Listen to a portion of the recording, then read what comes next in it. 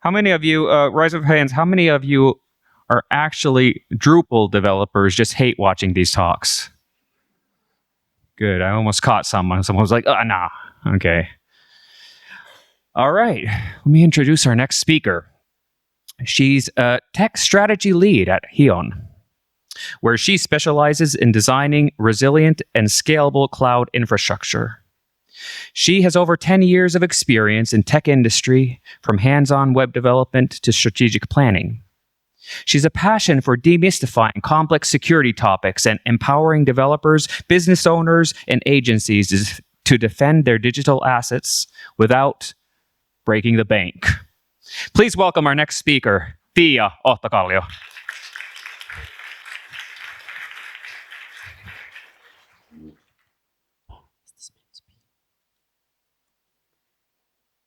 Okay, hello. It's very nice to be here today. I'm very excited. I have a really sore back today, so if I'm going to have to sit down, bear with me. It's not you, or if I start crying, it's not you, it's me and my sore back. So there's that. Today we'll be talking about mitigating distributed denial of service attack, the easy and cheap way, if there is any. Someone might disagree with me on that. So, what is a distributed denial of service attack? I'll be using DDoS in short for the future, since I'll be having a lot of difficult words in this presentation. So just to make my job more easier to pronounce all of these hideous words here, I'll be talking about DDoS in the future. Well, the simplified definition of a DDoS attack is that the server receives so many requests that it's unable to respond to the requests anymore. Now, DDoSes usually happen on the layers 3, 4, and 7 of the OSI model. We'll probably be hearing more about this model on the afternoon presentation. During this presentation, we'll be focusing on the application layer, which is the layer 7. And we'll be focusing on that because this is the layer where WordPress kind of lives. It's the layer 7. Now, what is the difference between a distributed denial of service attack and then a traditional denial of service attack? In DDoS, there are multiple and alternating attacking IPs. So because of that, they are much more harder to mitigate than a traditional DOS, where you could just set up a firewall rule and then be done with it. So basically, that's the cheap and easy way. And how does a DDoS attack then work? We have the shady attacker on the left, the guy with the hood. We all know that, right? And they try to gain access to a botnet by using vulnerabilities or malicious code. And what the botnet is, it could be like, robots, vacuum cleaners, or IP cameras. We've all read that from the news. So basically, it's devices which don't have enough protection for them to be able to protect themselves from the hacker's influence. Now, what does the botnet do? It actually does the attack on the server. So it starts bombing the server with HTTP requests, and in the end, the server will not be able to respond to all of them, and then it will crash. Now, how does a typical DDoS attack happen on a WordPress installation? Now, this is the tough one with a lot of difficult words, so I try to survive this with my ralli-englanti, so bear with me. So typically, this is done on a WordPress installation with a search-based DDoS attack by bypassing the cache. And what this means is that the attacker sends a large volume of unique search queries, so the responses never hit the cache. So this means that it will bypass like content delivery networks, full page caches, object caches, I don't know, anything, any caches you have there, because it doesn't have that result in the cache, of course. So each request becomes a cache miss, which is then forwarded from the CDN's network edge to the actual origin. Well, what happens after this is, of course, that WordPress, it goes to the PHP and then it runs WP query and then it goes to the database to get the actual response for the request. Now, this is very expensive in computational power. This is a lot more expensive than it would be coming from the actual cache of the website. Now, these repeated heavy queries, they exhaust the CPU, the memory, and the capabilities and the capacity of the server. So the website slows down and then eventually doesn't work anymore because it can't respond to so many requests. Now, this is an example of the application layer, the layer 7 DDoS attack. And what is difficult about this kind of attack is that this mimics like normal user behavior because they're using the search function, right, like on a website. So you don't really, from that, notice yet that it's malicious activity on the website. So how can you kind of like see that this kind of attack is coming? You can see huge spikes in the search function usage in the access logs. And if you look at the access logs, you can't miss it. If you've ever run into an attack like this, you will notice it. It's impossible to miss it from there. And of course, there is very high query entropy. So every time the search request, it changes. It's something like APC123 with a question mark in the end. So it's just random gibberish in the request. And of course, the cache hit rate, it will collapse because it's not in the cache. So it will miss and then go back to the origin and in the actual database. So these kind of attacks work by cache busting the search queries by forcing the request to the database. And what this comes down to is the expense of mitigating this kind of attack. So this is very familiar kind of from warfare. we want the attackers' resources to be wasted on doing the attack, and we want the defense to be like as cheap as possible, so we're able to protect ourselves. We want the attacker to use more resources than us when we are defending ourselves. But of course, with DDoS attacks, it's not possible, is it? I can tell you, it's not. It's not easy. It's very difficult to do it in a way, example, in this kind of botnet attacks, so that you could use less resources and computational power than the attacker is using, since they are using your robot vacuum cleaner in the attack. So yeah, keep your vacuums and every other device you have on the internet safe, so it doesn't get used in an attack like this. Now, Lisa, you mentioned that you had a very cheery and positive presentation. Wait for my next slide coming up. So why should you care about this? Why is it important that we mitigate these cyber attacks? So yes, war has come to Europe. And what this means that the Russian aggression in Ukraine has led to the increase of cyber attacks in Europe.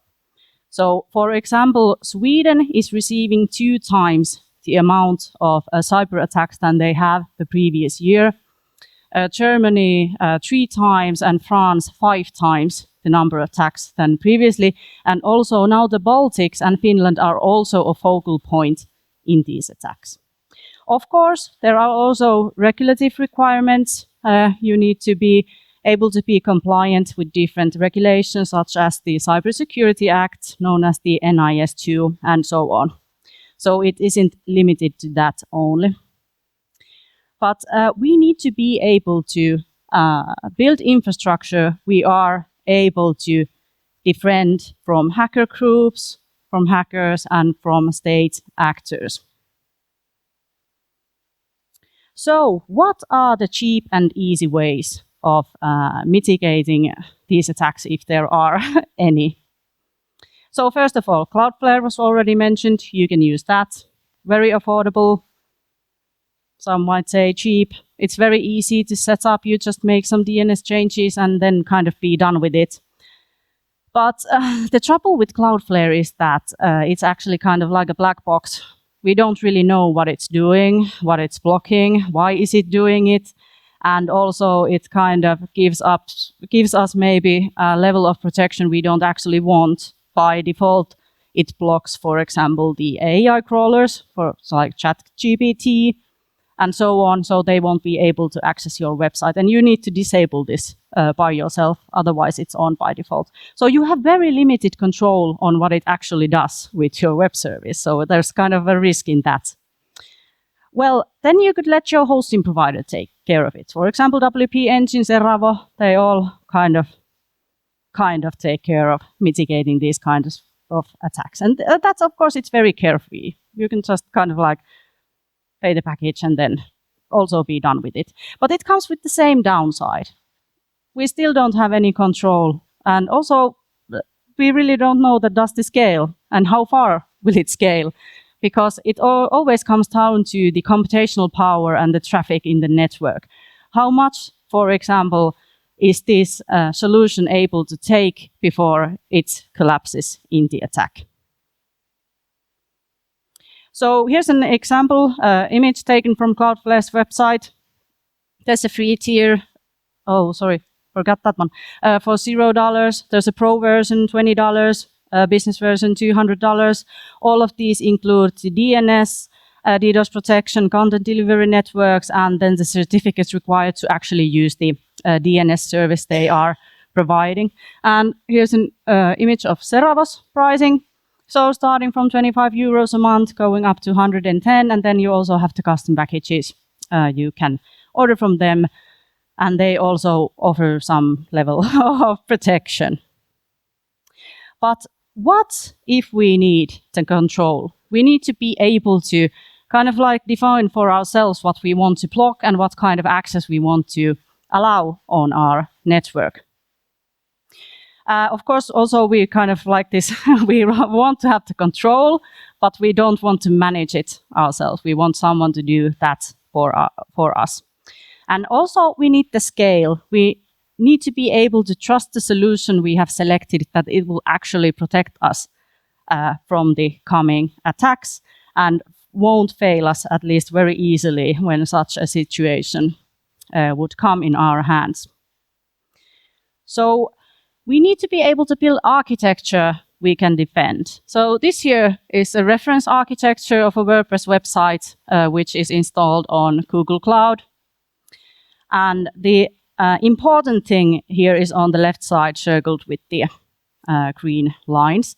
And there you can see there's a content delivery network, there's a load balancer, and then there's an intelligent firewall service. Now, what does the content delivery network do? It distributes assets and cache to the edge of the network on a global scale. Then, of course, we need the load balancers to distribute the traffic in the network to different nodes in the network. And on top of that, in this case, there is Cloud Armor, since it's a Google Cloud provided service, but it's a firewall solution that uses machine learning models to adapt to malicious traffic in the network. And it does that automatically. And for example, through Cloud Armor, you also have access to the threat intelligence provided to you by Google Cloud. So you are not that vulnerable in many cases. Now, the pricing for these kinds of solutions is a few €100 per month, depending on the features you are using and the amount of traffic you have in the cloud, as you pay for the computational power and the bandwidth you are using. So to conclude, if you're a WordPress agency, maybe go for Seravo, maybe WP Engine. If you have someone who has critical infrastructure or is in like a client in an industry where they need to be taken care of, like take care of the regulatory requirements such as the NIS2, then maybe go for some other solution. But if you're brave enough, you will go with this and get at least some kind of level of protection. If you can like sum it up a bit, go for Cloudflare or Bunny.net, which is a European solution. The pricing is from $0 to $200 about per month. And then if you kind of need the best of the market, what it has to offer solution for mitigating these kind of attacks, go for Google Cloud or AWS, which are both very good solutions. They can mitigate the largest attacks known in history, and they have done so. But the pricing it starts from about 200 euros per month, and with AWS, there's different pricing options. But with Google Cloud, it starts from there. Thank you for listening to this talk, and if you have any questions, I'll be here, hopefully, if my back allows it, for the whole day. So please come and talk to me, and so, yeah, thank you.